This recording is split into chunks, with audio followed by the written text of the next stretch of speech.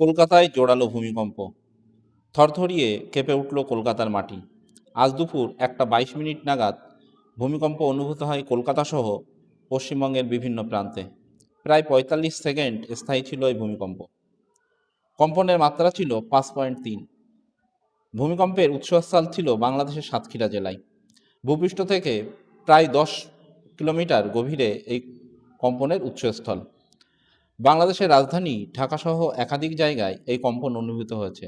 এছাড়া সাতক্ষীরার কাছে খুব কাছাকাছি পশ্চিমবঙ্গের বসিরহাট, টাকি এই অঞ্চলেও কিন্তু জোরালো ভূমিকম্প অনুভব করা যায়।